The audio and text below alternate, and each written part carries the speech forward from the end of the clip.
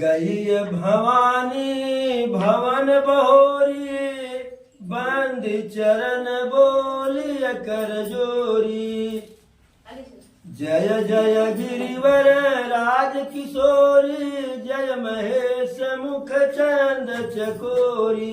जय गज बदन खड़ानन माता, जगत जननी दामिन दुति गाता। नहीं तब आदि मध्य अवसाना, अमित प्रभाव वेदु नहीं जाना। भव भव विभव पराभव कारणि, विश्व विमोहन स्वबस बिहारनि। पति देवता सुतीय महु, मातु प्रथम तवरे। महिमा अमित न सकहि कही, सहस शारदासे। गई भवानी भवन बहोरी, चरण कमल बंद चरण बोलिय कर जोरी। यद्यपि सीता जी माता पार्वती जी का पूजा कर चुकी थी, सिर्फ स्तुति बाकी था, पूजा कर चुकी थी। लेकिन जब पुष्प वाटिका में प्रभु को देखी, जब नारद जी की बात उनके दिमाग में आई कि उस समय नारद जी श्राप दिए थे कि ऐसे होगा वैसे होगा, जब वह बात उनके मन में आई तो उनका जो पुराना वाला प्रेम था जो है वह उभर गया, अंदर जो है फिर से नवीन रूप में जागृत हो गया। अब प्रभु को पति के रूप में चाह रही है माता जी। तो फिर तुलसी बाबा लिखते हैं, अरे गई भवानी भवन बहोरी, बंद चरण बोलिय कर जोरी। माता पार्वती के मंदिर में फिर से गई कि जो प्रार्थना किए थे वह तो प्रार्थना इसलिए किए थे कि शादी से कुशल संपन्न हो जाए। ऐसा न हो कि शिव जी का धनुष बहुत कठोर है, कोई तोड़ने वाला आए न तोड़ने वाला आ जाए, किसी के गले में बरमाल पहना दे। लेकिन जब राघव सरकार को देखी माता जी, तो अब विकल्प जो है समाप्त कर दी। और जब जब हमारे जीवन में विकल्प समाप्त होता है तब तब हमारा संकल्प मजबूत होता है। तो विकल्प समाप्त कर दी। अब दोबारा गई माता जी के मंदिर में, तो कोई वैकल्पिक प्रश्न नहीं, कोई ऑप्शन नहीं, बस यही मांगने गई जो है कि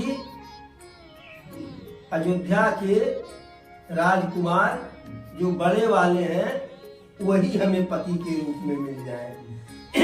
और फिर से प्रार्थना कर रही हैं, जय जय गिरिवर राज किशोरी, जय महेश मुख चंद्र चकोरी। जय जय गिरिवर राज किशोरी। माता पार्वती जी पर्वतराज की कन्या है। और जय महेश मुख चंद्र चकोरी, महेश अर्थात शंकर जी, उनकी अर्धांगिनी है।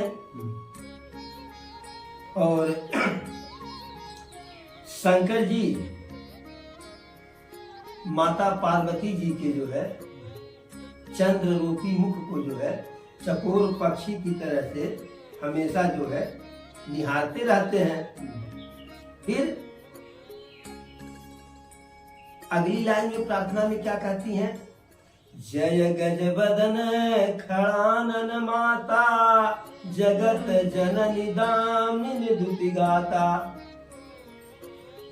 जय गज बदन, गज बदन अर्थात गणेश जी। हे गणेश जी की माता जी आपकी जय हो, खड़ानन जी की माता जी आपकी जय हो। और आपकी कांति कैसी है, जैसे बिजली चमक रही है, ऐसी कांति वाली माता जी आपकी जय हो। फिर कहती हैं नहीं तव आदि मध्य अवसाना, अमित प्रभाव वेद नहीं जाना। न तो आपका कोई आदि है और न तो कोई अंत है। यह भले कहें कि पार्वती जी का जन्म हिमांचल के यहाँ हुआ, लेकिन पार्वती जी उसके पहले ही थी। अति वही पार्वती जी सती थी, सती के रूप में जन्म ली थी और अंत भी कोई नहीं है। अमित प्रभाव वेद नहीं जाना। और कह रही है कि आपका प्रभाव तो इतना है विशाल, जिसकी कोई सीमा नहीं है। हम क्या वर्णन करें आपके गुणों का, आपके प्रभाव का, आपके महिमा का वर्णन तो व्यक्त नहीं कर सकते हैं। तो हम क्या करेंगे? भव भव विभव पराभव कारण, यानी जो होने वाला है उसका भी आप कारण है, जो नहीं होने वाला है उसका भी आप कारण है। यानी सारा करता धरता आप ही है जो है। विश्व विमोहन स्वबस विहारण, और पूरे संसार को मोहित करते हुए पूरे सृष्टि में, पूरे ब्रह्मांड में विचरण करने वाली है। पति देवता सुखी महु, मातु प्रथम तव रेख, महिमा यमित न सकहि कहि, सहस शारदा से। जब पतिव्रता स्त्रियों की गिनती होगी, गणना होगी, तो उसमें जो है आप सबसे आगे हैं। पहले गणना है आपकी, आप ही से जो है पतिव्रता सती स्त्रियों की गणना होगी जो है। और आपकी महिमा हम क्या कहें, न तो हजारों सरस्वती जी नहीं कर सकती हैं, शेषनाग भगवान नहीं कर सकते हैं। इतना पूजा अर्चन की, और आगे भी मिले कि पूजा अर्चन जो है जितना भी होना चाहिए था, क्योंकि अब प्रभु को ही जो है वर के रूप में ग्रहण करना चाह रही हैं। फिर कहती हैं मोर मनोरथ जानहुनी के, बसहु सदा उरपुर सबही के।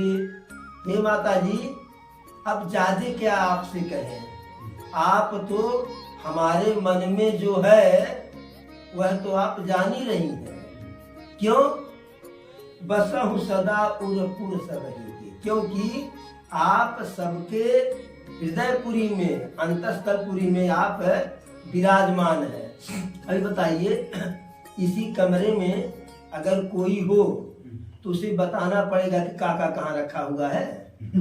तो जब माता भवानी सबके हृदय में है, तो सबके हृदय में कौन सा जो है व्यवहार चल रहा है, क्या चल रहा है, उसका अंदाज तुम्हें है। इसीलिए माता जानकी जी कहती है कि प्रगटन कारण तो ही अस कही चरण गहे बरे। इसलिए कहती है हे माता जी, मैं सारा कारण जो है आपके सामने व्यक्त नहीं कर रही हूँ, क्योंकि आप सब कुछ जानती है। कुछ हमारे अंदर ही रहने दीजिए, आप तो जान ही रही हैं। यहाँ सखियां हैं, अगर बाई देवे ज्यादा कह लेंगे और न पूरा हुआ या पूरा हुआ ही, तो अभी यहाँ सब कुछ कहेंगे, तो जा करके वहां नगर में जो है हंसी करेंगी। इसलिए सब कुछ नहीं कह रहे हैं। और ऐसा कह करके जानकी मैया पार्वती जी के चरणों को पकड़ ली। और जब चरणों को पकड़ ली, भाई देखिए बाबा भोलेनाथ की अर्धांगिनी है।